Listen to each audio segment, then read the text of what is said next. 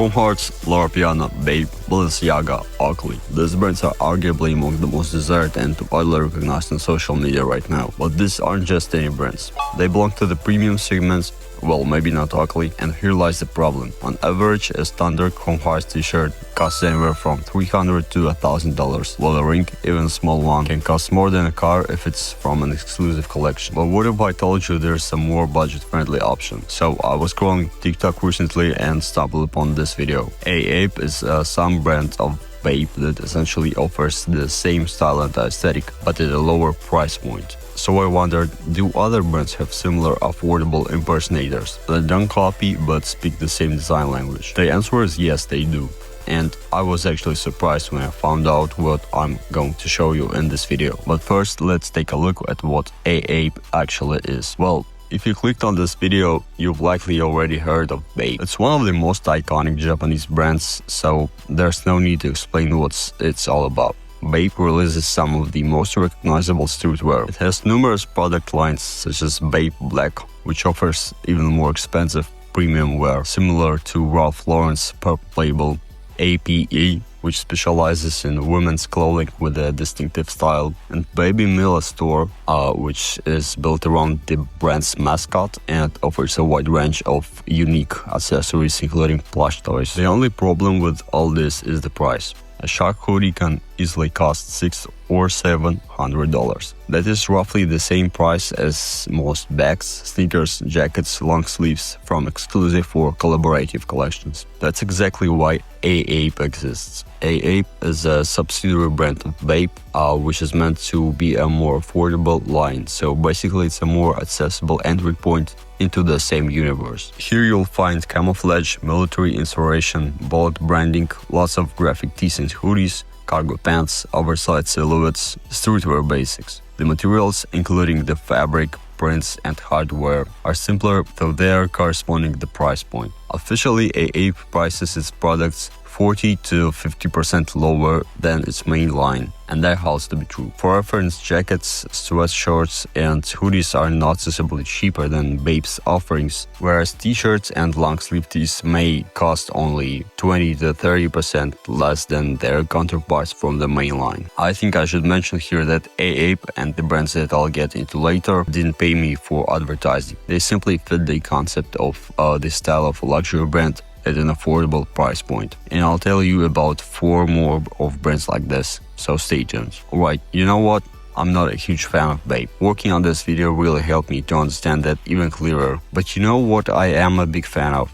Chrome Hearts. And even though it's become pretty overhyped, I know you are into it too. That's why the next brand is West Coast Shoppers. It's a brand many of you might recognize. It's more accessible than Chrome Hearts, though certainly not cheap mass market stuff. Yet it offers that same bold gothic aesthetic along with the silver detailing and accessories that define Chrome Hearts. In reality, many brands could be described as similar to Chrome Hearts. Plenty of brands, even Zara and Bershka, make silver jewelry, often with a similar gothic aesthetic. However, West Coast Shopper stands out as a brand of full value, making both high-quality wear and jewelry, as it is built around motorcycle culture, much like Chrome Hearts. Now, where you can find clothing from this brand? Primarily in multi-brand stores and boutiques, specializing in mid-market brands and in vintage shops. To clarify, a mid-market brand is one that sits between mass market and premium segments, typically releasing clothing via limited drops. So now you know where to get clothes if you're a hypebeast or a goth. But the next brand is much more interesting because its items can be classified as the quiet luxury or old money style. This is precisely the style embodied by Loro, one of the most exclusive and expensive ultra-luxury brands. It uses only the finest premium fabrics and recommends storing its products in a dry place with cedar balls. Now, if we are talking about a brand that can truly serve as an affordable alternative to Loro, it is Massimo Dutti.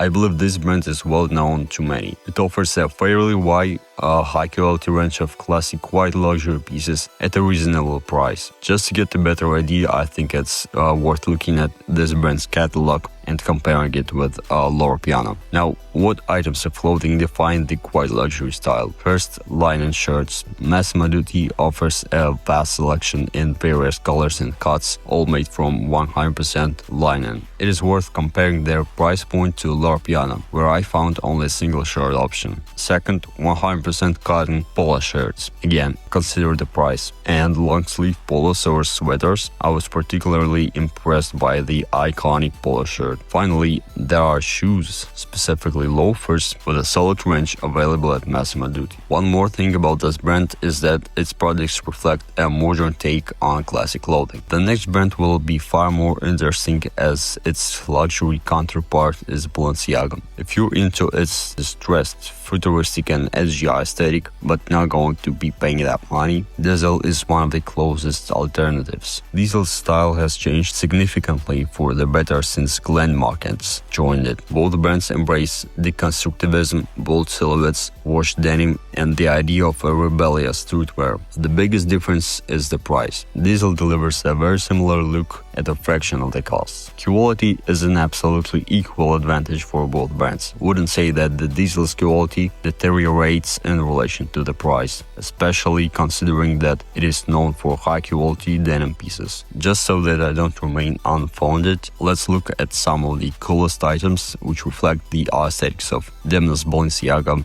but even more modern interpretation. Diesel prototype and S prototype sneakers. Diesel D Hammer boots.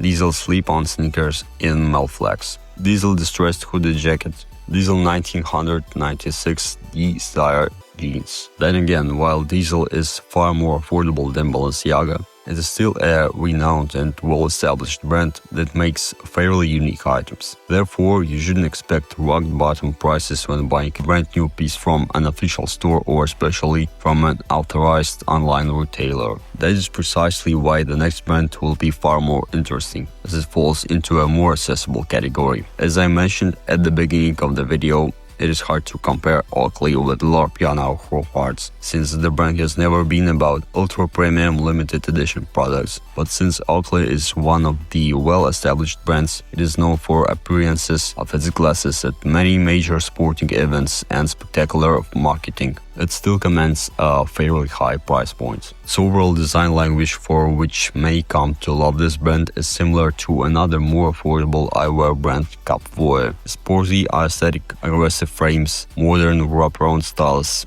made for cycling, running and other outdoor activities. Glasses can really make your outfit much more dramatic and emphasize it as a statement piece, which is why I decided to include this brand in this video. When it comes to materials and build quality, Oakley is fairly the premium choice. It uses advanced lens technologies, top-tier materials and is built for professional athletes and people who want the very best performance. Capvoe focuses on delivering a similar style and everyday functionality at a much lower price, making it a great option for creating E2K looks. If you look for the same sporty vibe, practical performance and much better value for your money, Capvoe is one of the most balanced picks. To wrap up this video, I'll mention that the topic we covered today is quite extensive.